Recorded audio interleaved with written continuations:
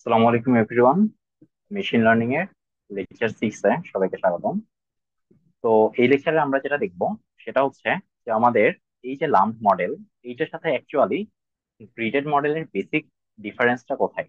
যদিও আমরা শুরুতে একটু বলেছি যে আমাদের গ্রিডেড মডেল গুলো কিভাবে কাজ করে আর লাম্প মডেল গুলো কিভাবে কাজ করে, এখানে আমরা একটু ইন ডিটেলস আরেকটু ডিটেলস আমরা দেখার চেষ্টা করব। তো শুরুতেই আমরা যে এক্সাম্পলটা দিয়েছিলাম যে অ্যাকচুয়ালি মডেল তো আর বুঝবে না যে সে গ্রেডেড অথবা লাম্প বা সেমি লাম্প। তো মডেল কি বুঝবে, সে শুধু বুঝবে তার কাছে কতগুলা প্যারামিটার আছে, কতগুলা ফিচার আছে, কতগুলা ইনপুট প্যারামিটার আছে এবং তাকে কি প্রেডিক্ট করতে হবে।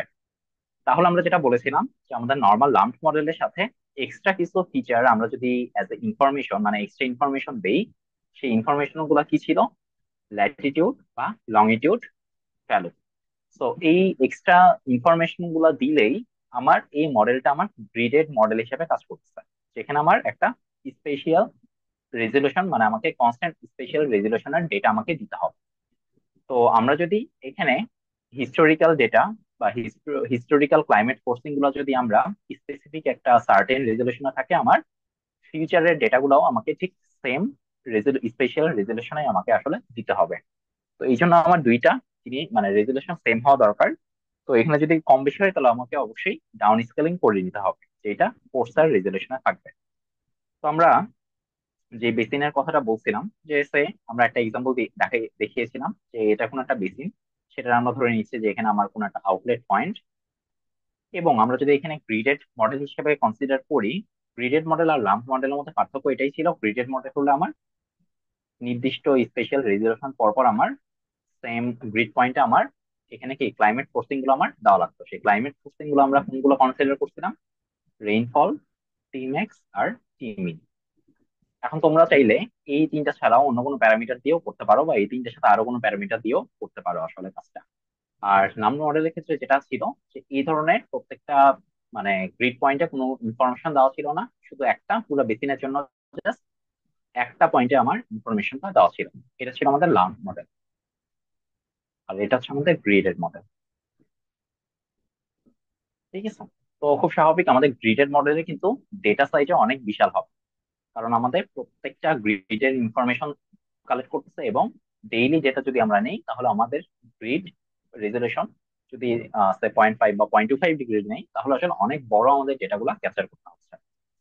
তো আমরা যেটা বলছিলাম যে হ্যাঁ, এখন তাহলে আমার মেশিন লার্নিং অ্যাকচুয়ালি কি দেখতেছে, মেশিন লার্নিং দেখতেছে যে সার্টেন কোন একটা রিজিয়নের এখানে যে গ্রিড পয়েন্ট গুলো আছে, সেই গ্রিড পয়েন্টে সে আমার রেইনফলের ভ্যালু যদি অনেক বেশি হয়, তাহলে আমার এই যে আউটলেট সেখানে ডিসচার্জ বা কিউ এর ভ্যালুটাও বেশি হয়।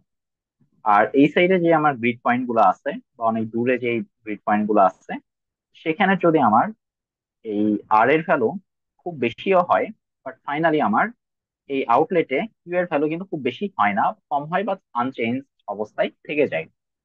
তাহলে সে বুঝতেছে যে শুধুমাত্র রেইনফলের ভ্যালুটা বেশি হলেই হবে না, তার আসলে ল্যাটিটিউড বা লংগিটিউড ভ্যালু কত সেটাও ডিপেন্ড করতে হবে। তো আমি যদি একটা এক্সাম্পল দেই যে আমার কথার কথা, এখানে রেইনফল হচ্ছে অনেক বেশি এবং ধরো রেইনফলের ভ্যালুটা আছে 50 মিলিমিটার, এবং তার ল্যাটিটিউড আমি বললাম 30 ডিগ্রি, লংিটিউড আমি বললাম 82 ডিগ্রি। এইটার জন্য আমার যে ফাইনালি আউটলেটেড ডিসচার্জ সেটা কিন্তু খুব বেশি হচ্ছে না, সেটা হচ্ছে কম। বাট তোমার যদি এখানে কোন একটা রেইনফল থাকে, সেটার ভ্যালু যদি হয় কথার কথা 20 মিলিমিটার, সেটা ধরো হচ্ছে ল্যাটিটিউড 25 এবং লংিটিউড মোটামুটি 90 ডিগ্রি, তখন কিন্তু ডিসচার্জের ভ্যালুটা বেশি হচ্ছে। তার মানে এখানে আমার রেইনফলের ভ্যালুটা বেশি হওয়া সত্ত্বেও সেখানকার ডিসচার্জ বেশি হচ্ছে না। তাহলে মডেল আসলে এখান থেকে কি লার্ন করতেছে যে হ্যাঁ, আমার রেইনফলের ভ্যালু যদি 20 হয় এবং সেটা যদি ল্যাটিটিউড 25 বা 90 ডিগ্রি এটার আশপাশে হয়, তাহলে আমাকে অনেক বেশি ডিসচার্জ প্রেডিকশন করতে হবে। বাট আমার রেইনফলের বেশি ভ্যালু বেশি হইলেও আমার যদি ল্যাটিটিউড লংিটিউডের ভ্যালু এরকম 30 ডিগ্রি বা 82 ডিগ্রি এইটার আশপাশে হয়, তাহলে আমাকে বেশি ডিসচার্জ জেনারেট করা যাবে না। এই ধরনের একটা লার্নিং মেশিন লার্নিং করতে পারে। তাহলে আমার যেটা হচ্ছে যে আমার প্লেস স্পেসিফিক আমার এই যে ভেরিয়েবল যেগুলো আছে সেই ভেরিয়েবল গুলার প্লেসটাকে আমি ডিটারমাইন করে দিচ্ছি যে এই প্লেসে জিনিসগুলোকে তুমি বেশি প্রায়োরিটি দিবা, এই জায়গার রেইনফলকে তুমি বেশি ওয়েটেজ দিবা, এই জায়গায় রেইনফলকে তুমি কম প্রায়োরিটি দিবা বা ওয়েটেজ কমাই দিবা। এইভাবেই আসলে একটা গ্রিডেড মডেল কাজ করে, এবং লাম্প মডেল থেকে জাস্ট এইটাই কিন্তু ডিফারেন্স। ঠিক আছে, ছোটখাটো আরো কিছু ডিফারেন্স আছে, বাট এটা হচ্ছে বেসিক ডিফারেন্ট, যে আমার লাম্প মডেলের সাথে একটা গ্রিডেড মডেলে কি পার্থক্য বা কি ওয়েতে তারা আসলে কাজ করতেছে। আচ্ছা, এখানে একটা জিনিস বলে রাখি, সেটা হচ্ছে এটার সাথে কনফিউজ হওয়া যাবে না। সেটা হচ্ছে আমার স্পেশাল রেজুলেশন কিন্তু কোনোভাবেই ল্যান্ড ফর্ম চেঞ্জের সাথে কানেক্টেড না। ঠিক আছে, কথার কথা, আমাদের কিন্তু এই মডেলে কোনো ল্যান্ড ফর্মের ইনফরমেশন দেওয়া হচ্ছে না। তো পাস্টের তুলনায় ফিউচারে যদি ল্যান্ড ফর্ম ড্রাস্টিক চেঞ্জ হয়, সে কিন্তু সেই চেঞ্জটাকে অ্যাড্রেস করতে পারবে না তার ডিসচার্জ প্রেডিকশনে। ফর এক্সাম্পল, আমি বললাম যে আমার এই যে রেড যে পোর্শন গুলা, সেখানে ধরো রেইনফল বেশি হলেও ডিসচার্জে খুব বেশি ইফেক্ট আসতেছে না। হ্যাঁ, একটা ইফেক্ট, যে সে মানে একটা হচ্ছে রিজন, সেটা হচ্ছে অনেক দূরে আছে, আউটলেট পয়েন্ট থেকে মোস্ট অনেক দূরে আছে আর কি। বাট আরেকটা জিনিস চিন্তা করো, ধরো কথার কথা, এই জায়গাগুলার ধরো সয়েলটা মোটামুটি স্যান্ডি টাইপের। তো স্যান্ডি হলে সেটার কি ইনফিল্ট্রেশন, অনেক বেশি হবে, রান অফ জেনারেশন যেটা, সেটা অনেক কম হবে, অ্যাজ এ রেজাল্ট কিউ কমই হবে। বাট যেটা ব্লু পোর্শন, সেটা ধরে নাও সেটা মোটামুটি ক্লে টাইপের অথবা কনক্রিট টাইপের। সো ইনফিল্ট্রেশন এটা হচ্ছে কম, রান অফ যেটা হচ্ছে সেটা হচ্ছে বেশি।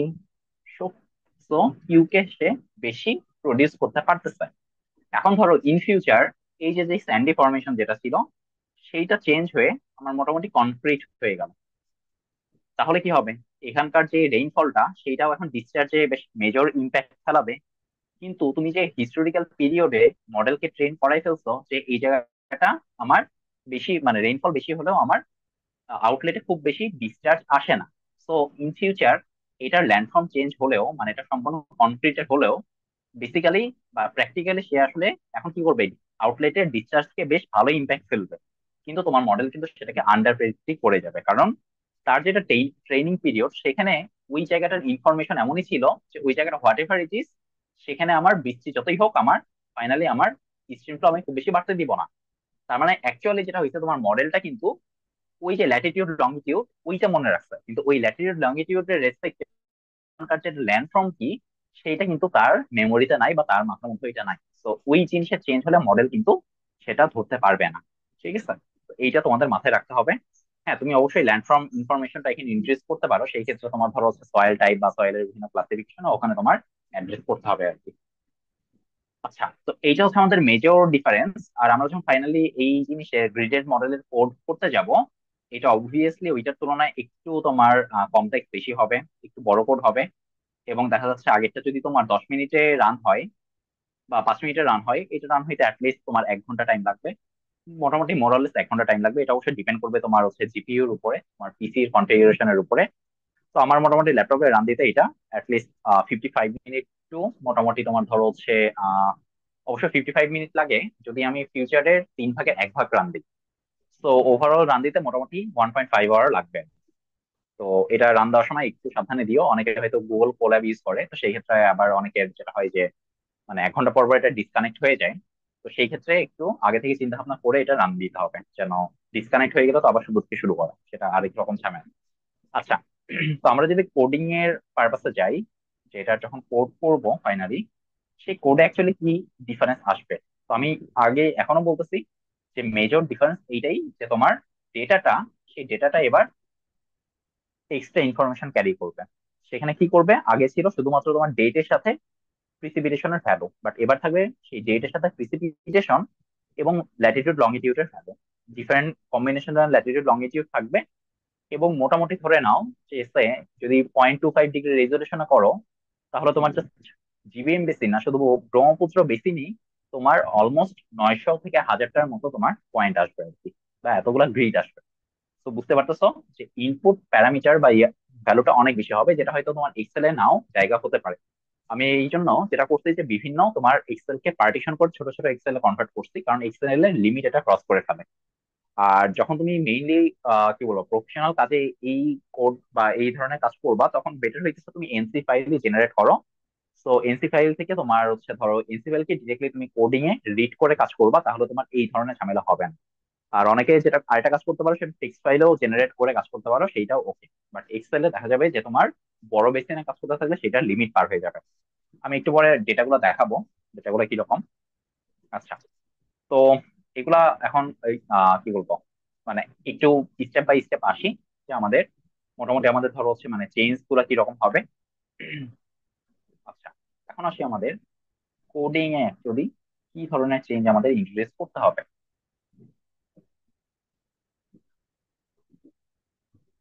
আচ্ছা, তো কোডিং এর ক্ষেত্রে এখন খেয়াল করো, আগে যেরকম তোমার ইনপুট প্যারামিটার কি ছিল, রেইনফল ছিল, টিম্যাক্স ছিল, টিমিন ছিল, আর আউটপুট সরি টার্গেট প্যারামিটার ছিল অনলি কিউ। এইভাবেই ধরো তুমি একটা এক্সেলে পরপর রো বা কলাম রেখে তুমি এই কাজগুলা করতে পারছো। এখন যেটা হবে, আবার এই জায়গাতে ধরো যখন কথার কথা আমরা সিম্পল খুব একটা মডেল করছিলাম, যেটা শুধুমাত্র রেইনফল আর কিউ ছিল, তখন কিন্তু রেইনফলের আমরা কি করছিলাম, পুরো বেসিনের জন্য একটা পয়েন্ট নিছিলাম, ঠিক আছে। যে এখান থেকে একটা আমার ধরো আউটলেট চলে গেছে, এই পুরো বেসিনের জন্য জাস্ট একটা রেইনফলের ভ্যালু। তো এরকম যদি একটা থাকে, তাহলে দেখা যাচ্ছে যে যেই ডেটে আমার রেইনফলটা অনেক বেশি, তার একদিন দুই দিন বা 5 দিন পরে সেখানকার কিউটা অনেক বেশি আসবে, মানে আউটলেটে কিউটা অনেক বেশি আসবে। বাট তুমি তো এখন কিন্তু এই যে তুমি রেইনফল নিছিলা, সেটা কিন্তু সবগুলা জায়গার একটা রিপ্রেজেন্টেটিভ রেইনফল ছিল। মানে তোমার হচ্ছে সবগুলা এভারেজ ছিল, বা অনেকে করতে পারো যেটা পুরো জায়গাতে যতগুলা জায়গাতে রেইনফল হয়েছে সবগুলা তুমি সামেশন রেইনটা নিছো। তার মানে রেইনফল সামেশন বাড়ছে কমছে সেটার সাথে সে একটা প্রেডিকশন নিয়ে আসতে পারছে। কিন্তু এখন তুমি যখন ডেটাটাকে ইনপুট দিচ্ছ, তখন তুমি কিন্তু তাকে এভারেজও করতেছো না, তাকে সামেশনও করতেছো না। যেই গ্রিডের যেই ডেটা বা যেই রেইনফল সেইটাই তুমি দিচ্ছ। তার মানে মডেল কিন্তু আগের মতো আর বুঝতেছে না যে সব জায়গাতে একসাথে আমার রেইনফলের ভ্যালুটা আইদার বাড়ছে না কমছে না আগের মতোই আছে। তো এই জন্য যেটা করতে হয়, ওর হাই ফ্লো বা মানে হাই ফ্লো প্রেডিকশনটা এই ক্ষেত্রে কিছুটা উইক হয়ে যায়। তো এখন ব্যাপার হচ্ছে এই ধরনের মডেল গুলা জেনারেলি করা হয় যে তোমার ফিউচারে এক্সট্রিম ইভেন্ট গুলা কিরকম চেঞ্জ হবে। তো এক্সট্রিম ইভেন্ট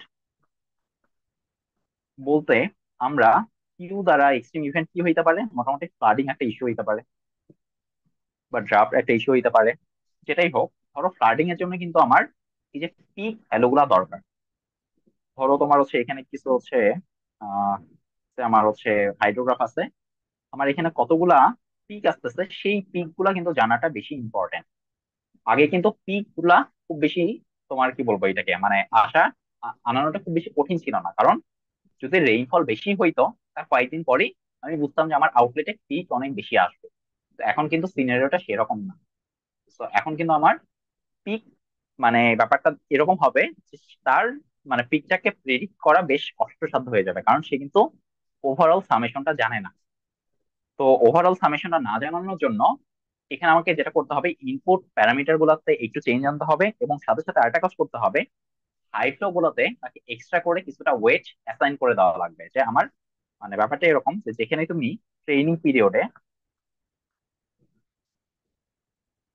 মানে ট্রেনিং পিরিয়ডে যখনই তুমি হাই ফ্লো পাবা, তখন এক্সট্রা করে ওয়েট দিবা, ওয়েট কে বাড়াই দিবা আর কি। তো এইটা করলে কিছুটা মোটামুটি পিক গুলাকে বেটার ভাবে ক্যাচ করা যায় আর কি। ঠিক আছে।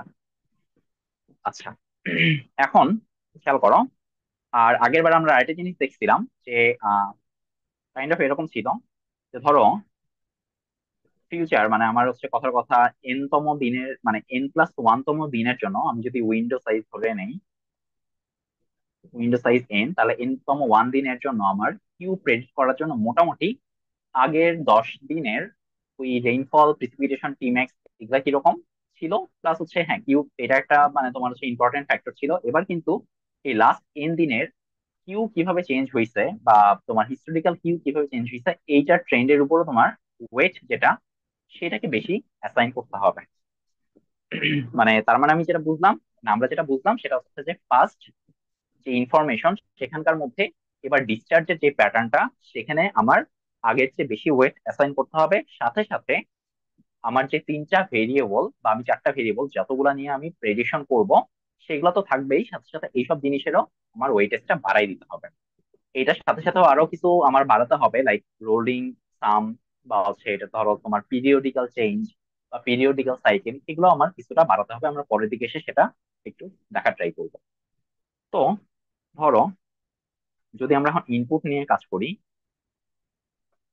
তাহলে ইনপুট মোটামুটি কি থাকবে আমার, যে হ্যাঁ আমার ধরো রেইনফল, তারপর হচ্ছে এদিকে টিম্যাক্স, এটা হচ্ছে টিমিন। তো মোটামুটি এটা ধরো হচ্ছে ধরো এটা as a external external water input হিসেবে কাজ করবে মডেলের জন্য। আর এই দুইটা মিলে আমার মোটামুটি ওই মডেলের জন্য তোমার ইভাপোরেশন বা তোমার ইভাপো ট্রান্সপিরেশন প্লাস এনার্জি, এই ইনফরমেশন গুলা বা এই ডেটা গুলা এটার থ্রুতে আমার আসবে। ঠিক আছে, এনার্জি ইনফরমেশন এগুলো আমার এই জিনিসের থ্রুতে আমার চলে আসবে। তো এখন যেটা করবো, ওই যে বলতেছিলাম, যেহেতু আমার এখন ডেটা গুলা গ্রিডেড ওয়েতে দেওয়া, তার মানে গ্রিডেড ওয়েতে দেওয়া থাকলে আমার যখন ফাইনালি সে একটা হাইড্রোগ্রাফ জেনারেট করতে যাবে, তখন কিন্তু সে বুঝতেছে না যে পুরা জায়গার জন্য আমার অ্যাকচুয়ালি রেইনফল কি বাড়ছে। মানে ধরো কথার কথা, আমার এটা ধরো সেই বেসিন, এখন এই বেসিনের মোটামুটি এইটুক জায়গাতে আমার খুবই ইন্টেন্সিভ রেইনফল হয়েছে, মানে প্রত্যেকটা গ্রিডে আমার রেইনফলের ভ্যালু অনেক বেশি, ধরো কোন একটা পার্টিকুলার ডেতে। কিন্তু ও তো জাস্ট একটা করে গ্রিডটা জানতেছে, তার মানে সে দেখতেছে যে একটা করে গ্রিডে আগে ছিল 2 মিলিমিটার, এখন এটা হয়েছে 2.5 মিলিমিটার। কিন্তু এরকম গ্রিড যদি 500টা গ্রিডে এই 0.5 করে বাড়ে, তাহলে কিন্তু 250 মিলিমিটার রেইনফল বৃদ্ধি হয়ে যায়, যেটা কিন্তু হিউজ একটা বেসিনের জন্য। তো এখন এই যে সমষ্টিগতভাবে যে চেঞ্জ বা সমষ্টিগতভাবে যে বাড়ছে, এই ইনফরমেশনটা তাকে একটু ক্যাচ করাই দিতে হবে। সে এটা একা একা ক্যাচ করতে পারবে না, কারণ তার কাছে ইনফরমেশন অনেক বেশি। সে এমনিতেই একটা ইনফরমেশন নিয়েই মানে অনেক বেশি সংখ্যক নিউরাল নেটওয়ার্ক প্রডিউস করে, সেখান থেকে ড্রপ আউট করে আবার বাদ দিয়ে দেয়। তাহলে চিন্তা করো, এখন তার কাছে এত বেশি ইনফরমেশন এবং প্রত্যেকটার জন্য সে যদি নিউরাল নেটওয়ার্ক ফর্ম করে, যে কত রকম পারমিনেশন কম্বিনেশন হতে পারে। তো এইটার জন্য যেটা করা লাগবে সেটা হচ্ছে বেসিন ওয়াইজ, মানে এই গ্রিডের সাথে বেসিন, আচ্ছা বেসিন মিন ইনফরমেশন গুলাও তাকে কিছু প্রোভাইড করে দেওয়া লাগবে। ঠিক আছে, তাহলে বেসিক মিন ইনফরমেশন গুলা কিভাবে প্রোভাইড করবা, তাকে জাস্ট তুমি কিছু ইকুয়েশন দিয়ে দিবা, সেই ইকুয়েশনের থ্রুতে সে ওই পুরা বেসিকটার মিনের যেটা চেঞ্জ বা সামের যেটা চেঞ্জ, সেটাও সে যেন এই ইনফরমেশনটা পায়। এবং ওই সামের চেঞ্জের সাথে তার যেটা হচ্ছে পিক ডিসচার্জ যে প্রেডিক্ট করবে, সেইটার ওয়েটটা তাকে অ্যাসাইন করে দেওয়া লাগবে। লাইক আমি যদি রেইনফলের চিন্তা করি, যে রেইনফলের সামেশন আমি তাকে দিব, বা রেইনফলের আচ্ছা সবগুলোর আমি এভারেজ হিসেবে চিন্তা করি, তাহলে ধরো রেইনফলের এভারেজ যদি চিন্তা করি, যে এন সংখ্যক দেওয়া হয়েছে। ওই যে বলতেছিলাম কোন একটা মানে আইডিয়াল সাইজের যদি বেসিন নাও, আইডিয়াল সাইজ ঠিক বলা ঠিক হচ্ছে না, যে ধরো জিবিএম বেসিনের মোটামুটি ধরো হচ্ছে একটা মানে জিবিএম বেসিনের 3 ভাগে ভাগ করে 1 ভাগ তুমি নিচ্ছ, সেখানে প্রায় তোমার 900 থেকে 1000টা পয়েন্ট পড়তেছে। তো সেই এন এর ভ্যালু হবে সেই 900 থেকে 1000টা পয়েন্ট, যেটা তোমার স্পেশাল রেজুলেশনের উপর ভ্যারি করবে। তাহলে এখান থেকে তুমি আর এর ভ্যালু নিচ্ছ আই ইকুয়াল টু ধরো 1, এখান থেকে এন। আর এর ভ্যালু নিচ্ছ তুমি টি কমা আই। ঠিক আছে, বা তোমার হচ্ছে টাইম কমা আই জে, দুইটা তুমি প্যারামিটারের ইয়াটা নিচ্ছ। এরপর সিমিলারলি তোমার টি ম্যাক্স এর জন্য ইকুয়েশন কি হবে, এটারও তুমি 1/n নিবা, সাম নিবা আই ইকুয়াল টু 1 থেকে n। তাহলে তোমার টি ম্যাক্স এইটারও তোমার হচ্ছে টি টেম্পোরাল সাথে আই জে থাকবে। এবং টি মিন যেটা, যদিও এই টেম্পারেচারের চেঞ্জটা খুব বেশি হয় না, বাট প্রিসিপিটেশন এইটার কিন্তু চেঞ্জটা বেশ ভালোই হয়। তো এইটা তোমার একটু ওয়েটটা ওইভাবে অ্যাসাইন করতে হবে, যে যেটা মডেলটা সবচেয়ে বেশি সেন্সিটিভ, তোমার ডিসচার্জ কোনটার জন্য বেশি, সেই অনুযায়ী চিন্তা করতে হবে। এরপরে টি, এরপরে তোমার ওই আইজে মানে ল্যাটিটিউড আর লংটিটিউডের ইনফরমেশন তুমি এইভাবে ইকুয়েশন আকারে তাকে বুঝাই দিবা, যে হ্যাঁ তোমাকে যেই ইনফরমেশন গুলো দিছি বা ডেটা ফাইল গুলো দিছি, সেখান থেকে তুমি এই বেসিন ওয়াইজ এভারেজ ভ্যালু গুলো তুমি বের করে নাও, এবং প্রত্যেকটা বছরে বা প্রত্যেকটা মাসে তুমি এই এভারেজ গুলা বের করে করে তুমি দেখো যে তোমার এই চেঞ্জ গুলো কিভাবে হচ্ছে। আচ্ছা, এইটা একটা দিলা। এরপর আমাদের আরো কিছু দেওয়া লাগবে। লাইক তোমার হচ্ছে এটাকে আমরা বলতেছি ধরো rolling sum of rainfall and also seasonality. তার মানে একটা পার্টিকুলার সিজনে যে আমার রেইনফল অনেক বেশি হবে এবং অন্য সিজনে যে আমার রেইনফল কম হবে, এবং রেইনফলটা কিন্তু সবচেয়ে বেশি ডিসচার্জের সাথে কানেক্টেড। তো তোমরা চাইলে যেটা করতে পারো যে এই রোলিং সাম শুধুমাত্র রেইনফল না, রেইনফলের সাথে তুমি যে আদার প্যারামিটার গুলো ইউজ করবা সেগুলো তো সিজনালি চেঞ্জ হবে। তো ওগুলারও সিজনাল চেঞ্জটা তুমি দিয়ে দিতে পারো, ঠিক আছে? তো এই যে আমার রোলিং সাম অফ তোমার রেইনফল, এটাকে আমরা শর্ট করে যদি লিখি, তাহলে এটাকে তুমি লিখতে পারো, এটাকে জাস্ট আমি শর্ট করে লেখার জন্য লিখতেছি। ধরো এখান থেকে আমার যে ইকুয়াল টু 0 থেকে শুরু করি, 0 থেকে k-1 পর্যন্ত। আর ধরো এখানে t-j। আচ্ছা, এখানে তোমার কে যেটা ফর্ম করবে সেটা হচ্ছে এখানকার কে হচ্ছে একটা সাবসেট। এই কেটা হচ্ছে ব্যাপারটা এরকম চিন্তা করো যে তুমি এখন যে ধরো আগে যেরকম ল্যাগ বা উইন্ডো সাইজ নিয়ে চিন্তা করতা, বা উইন্ডো সাইজ আমরা ইনপুট দিতাম, এখন ধরো তুমি এখানে জানো না যে কোন উইন্ডো সাইজটা এখানে সবচেয়ে বেশি বেটার বা সবচেয়ে ভালো কাজ করবে। বাট ওই যে বলছিলাম যে তুমি এখানে ধরো তোমার হচ্ছে ওই বেসিনের জন্য তুমি আদার জায়গা থেকে ইনফরমেশন পাইছো 10 দিন উইন্ডো সাইজটা তোমার জন্য অ্যাপ্রোপ্রিয়েট। তাহলে তুমি যেটা করবা, সেখানে 8 দিন দিলা, 10 দিন দিলা, 12 দিন দিলা, 14 দিন দিলা, বা 20 দিন দিলা, এরকম বেশ কিছু তুমি উইন্ডো সাইজ তাকে তুমি দিয়ে দিবা, ঠিক আছে? তো এরকম সে ডিফারেন্ট অনেকগুলা কম্বিনেশনের উইন্ডো সাইজ নিয়েও সে আলাদা একটা প্যারামিটার সে ওখানে রাখবে যে এই কয়টা উইন্ডো সাইজের জন্য আমার এখানকার সামটা কত হচ্ছে, বা রোলিং মিনটা কত হচ্ছে, বা রোলিং সামটা কত হচ্ছে actually, ঠিক আছে? তো এই যে সিজনাল আর্টের টার্ম যেটা বলছিলাম সিজনালিটি, তো এই সিজনালিটি এটাকে তুমি যদি এক্সপ্লেন করতে চাও, সেটা কাইন্ড অফ তোমার ইকুয়েশনটা এরকম হয়, এস টি, এটা একটা সাইন কার্ভের মতো। কারণ আমার সিজনের একটা পার্টিকুলার টাইমে আমার কি হবে, রেইনফল বা আদার প্যারামিটার গুলো বাড়বে বা কমবে, সেই অনুযায়ী কিন্তু আমার ডিসচার্জও একটা বছরের একটা টাইমে সবচেয়ে জেনারেলি বেশি থাকে। যেরকম আমরা যদি বাংলাদেশের কথা চিন্তা করি, আমাদের সবগুলা রিভারেই কম বেশি ধরো জুন জুলাই বা অগাস্ট, এই টাইমে কিন্তু ফ্লোটা সবচেয়ে বেশি থাকে, তারপরে ফ্লোটা কমে যায়। তারপর আস্তে আস্তে আবার পরের বছর জুন জুলাইয়ের দিকে বাড়ে, বা অগাস্টের দিকে বাড়ে, আবার কমে যায়, এরকম করে কিন্তু এটা একটা সিজনালি চেঞ্জ হইতে থাকে। তো এটা একটা সাইন ফাংশনের মতো তুমি চিন্তা করতে পারো।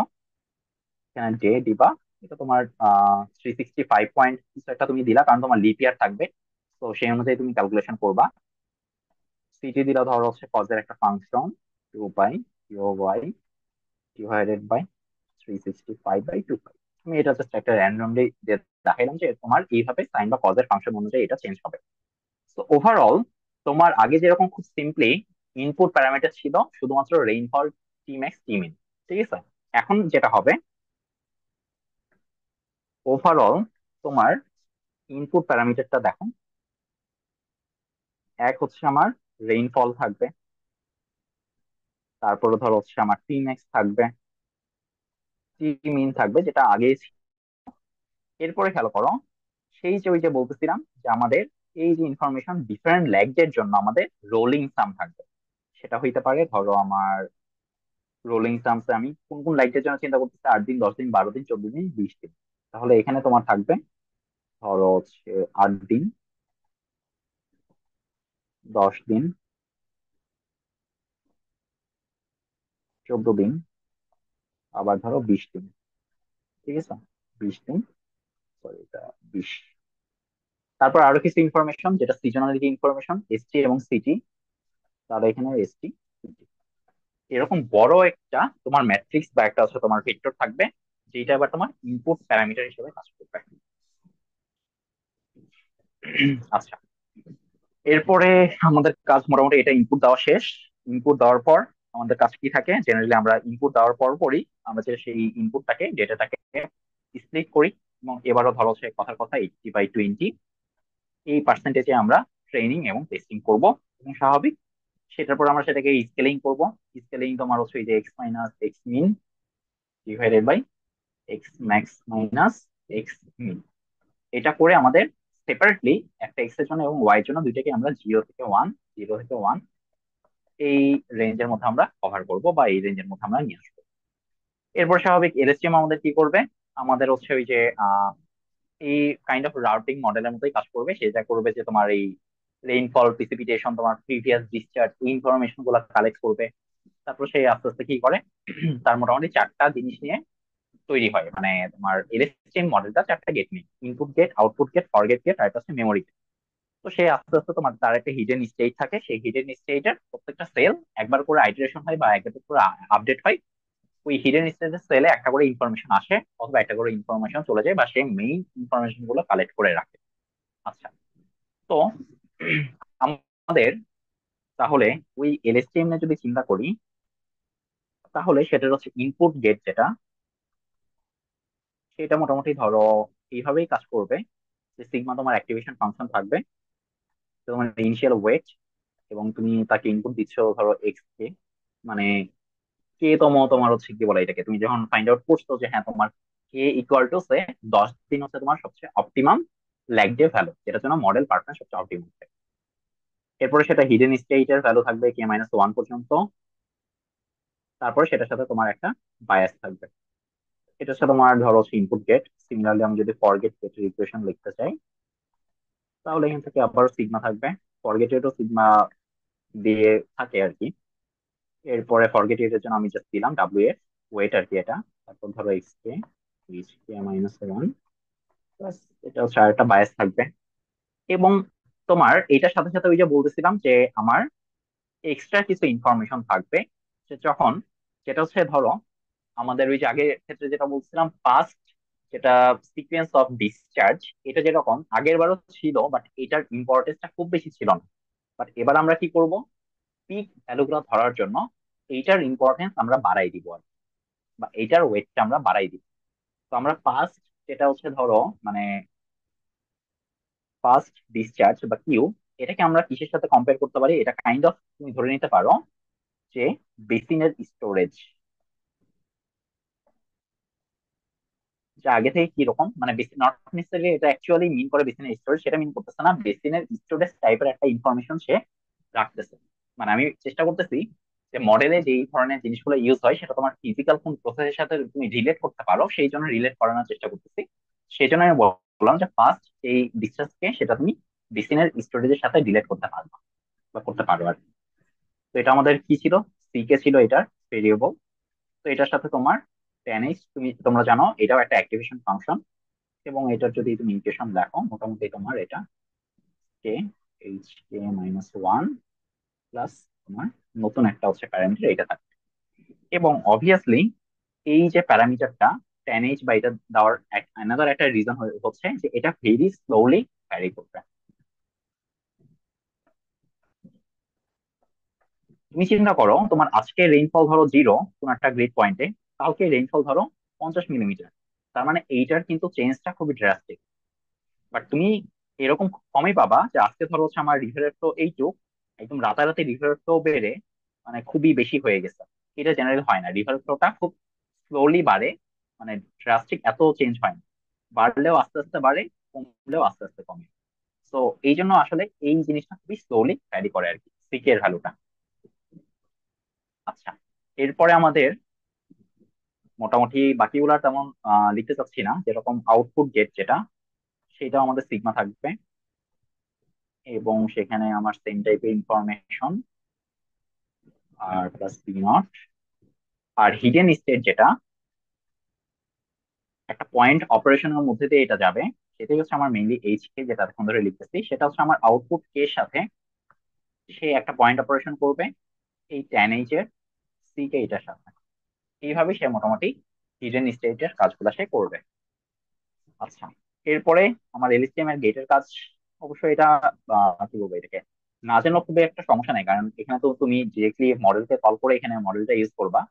তো তারা নিজেরাই এই জিনিসটা বুঝতে পারবে আর কি। এরপরে আমাদের যেটা কাজ সেটা হচ্ছে আমাদের মডেলের অপটিমাইজেশন করা।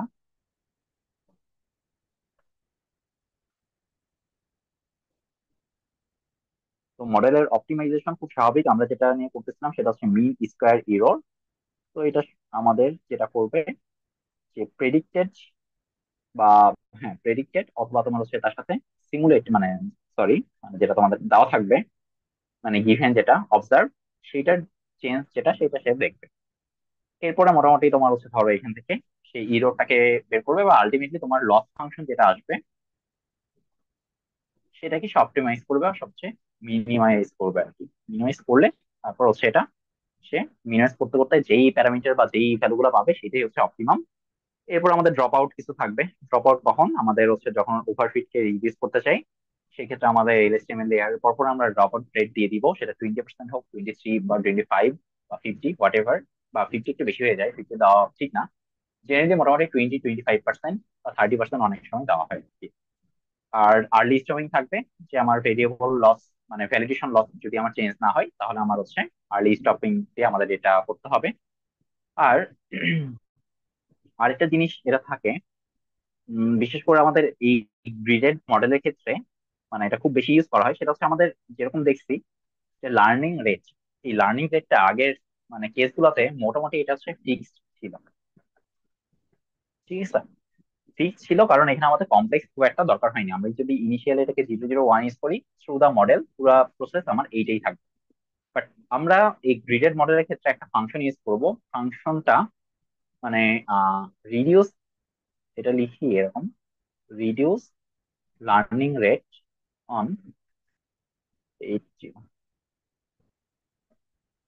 আচ্ছা, বানান এটা ঠিক থাকার কথা, ভুল থাকলে মানে ক্ষমা দৃষ্টিতে দেখবে না, দেখবা আশা করি। আচ্ছা, এইটার কাজ হচ্ছে যখন আমার মডেলটা দেখতেছে যে আমার এখানে খুব একটা মানে ফাইনালে খুব সহজ করে বললে, যদি আমার কিউ এর চেঞ্জটা খুবই ড্রাস্টিক হয়, বা আমার ওখানে হচ্ছে খুব মানে এক্সট্রিম চেঞ্জ হয়ে যাচ্ছে, যেটাকে আমার বেশি ফাইন টিউন করা দরকার, তখন সে যেটা করবে এই লার্নিং রেটকে সে হাফ করে ফেলবে। মানে তোমার যদি শুরুতে লার্নিং রেট থাকে 0.01, এখন সে হাফ করে 0.005 এরকম হয়ে যাবে। ঠিক আছে, তো এই জিনিসটা আমাদের দেওয়া থাকে কারণ আমাদের গ্রিড স্পেসিফিক মডেল যেহেতু, তো অনেক জায়গাতে যেটা হয় যে খুব ড্রাস্টিক চেঞ্জ চলে আসে, তো আমরা ওভারঅল দেখা যাচ্ছে সব পয়েন্টে যদি ড্রাস্টিক চেঞ্জ আসে, ফাইনালি আমাদের রেজাল্টে হঠাৎ করে একদিনে দেখা যাচ্ছে হাইড্রোগ্রাফ অনেক পিকে চলে যাচ্ছে। তো আমরা এরকম সিনারিও যেন না হয়, বা দেখা যাচ্ছে অনেক ক্ষেত্রে আন্ডার পেইড করে নিচে চলে আসছে, এরকম সিনারিও যেন না হয়, সেই জন্য আসলে আমাদের এই ফাংশনটা ইউজ করতে হয়, যেন আমাদের চেঞ্জ গুলা স্মুথ হয়। এরপরে ফাইনালি আমরা ইভ্যালুয়েশন করব, স্বাভাবিক এমএসসি আর স্কোয়ার এনএসসি ভ্যালু বা হচ্ছে পি বাই এস ভ্যালু এইসব মাধ্যমে আর কি। আর এরপরে আমাদের ফিউচার সিমুলেশন, তারপরের পার্ট, সেটাও মোটামুটি আগের মতোই, যে আমরা ফিউচার যে ডেটাগুলো সেটা আমরা এবার ইনপুট দিব। আর এই তো মোটামুটি। তো এবার আমরা দেখতে চাই যে ঠিক আছে, এইটাতে আমরা যদি মডেল করি সে কোড গুলা কিরকম হবে, বা মডেলটা মানে কিরকম হইতে পারে, আমরা সেখানে একটু যাই। আচ্ছা, এখন আমরা ডিস্ট্রিবিউশন এখান থেকে দেই। ওকে, এইটা মোটামুটি কোডটা, কোড আমি যেটা এক্সপ্লেন করলাম মোটামুটি আগের মতোই, শুধু মাঝখানে এই চেঞ্জ গুলো মানে ইন্ট্রোডিউস করতে হবে করে। আচ্ছা, এটা কিন্তু রান হইতে যে বললাম যে অনেক টাইম লাগে। আর এখানে আমার যেহেতু গ্রিডেড মডেল, আমি তাও কম দেওয়ার চেষ্টা করছি 120টা, বাট স্টিল এই জিনিসটা তো আমার হচ্ছে মানে কি বলবো প্রায় 100 পর্যন্ত গেছে। আচ্ছা, এইটা হচ্ছে আমাদের সেই লস ফাংশন। আর এখানে এমএসসি বা আর স্কোয়ার তো কনফিউজ হওয়ার মানে কিছু নাই। এখানে ব্যাপারটা যেটা হয়েছে সেটা হচ্ছে যে এখানে আর স্কোয়ার কে খুবই ভালো ভ্যালু চলে আসছে, জেনারেলি এত ভালো ভ্যালু আসে না। এটা আসার একটা রিজন হইতেছে যে এই মডেলটাকে এখন আমাদের ফাইন টিউন করা বাকি আছে। আর এখানে আমাদের যেরকম উইন্ডো সাইজ ধরা হয়েছে 120, এটা একদমই মানে সরি 75 মনে হয় উইন্ডো সাইজ ধরা হয়েছে, যেটা একদমই লজিক্যাল না। তো এরকম কিছু চেঞ্জ টেঞ্জ করার পরে হয়তো মডেলটা আরো বেটার আসবে। তো এখন এই অবস্থায় মডেলটা মানে আমি আসলে এটা এই জন্য রাখছি যে এরকম ভ্যালু আসলেই মডেল যে খুব ভালো এটা কিন্তু বলা যাবে না। কারণ এটা তুমি দেখতেছো যে সে সামহাও তোমার টেস্ট যে সিনারিও সেইটার জন্য খুবই সুন্দর কি বলবো এটাকে মানে ক্যাপচার করে ফেলছে, যে লাইক তুমি অ্যাকচুয়াল এবং প্রেডিক্টেড একদম মানে অটো কোরিলেশন হয়ে প্রত্যেকটার সাথে একদম মিলে গেছে। কিন্তু তুমি যদি এইটার মানে প্রেডিক্টেডটা দেখো, তাহলে কিন্তু দেখবা কিছুগুলাতে এই যে মানে আনকমন মানে তোমার হচ্ছে ড্রাস্টিক কিছু চেঞ্জ তুমি দেখতে পারবে। তারপরে এই যে এখানে কিছু তোমার ড্রাস্টিক কিছু চেঞ্জ দেখতে পারবা।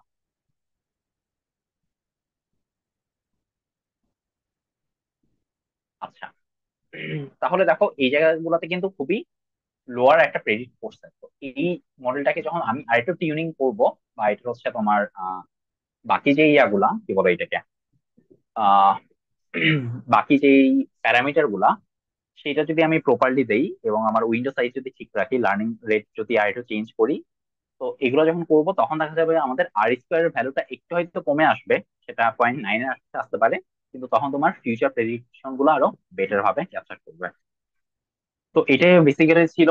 আশা করি এই ভিডিও যেটা মূল উদ্দেশ্য ছিল সেটা হচ্ছে যে আমাদের গ্রিডেড মডেল আর লাম্প মডেলের মধ্যে পার্থক্যটা বের করা। তো লাম্প মডেল প্রপারলি বুঝে থাকলে গ্রিডেড মডেল যেটা সেইটাও তুমি বুঝতে পারবে আশা করি। এবং গ্রিডেড মডেলকে মানে লাম্প থেকে তুমি গ্রিডেডে কি মডিফিকেশন করলে তুমি গ্রিডেড পেয়ে যাবা, সেইটা আশা করি বুঝতে পারছো।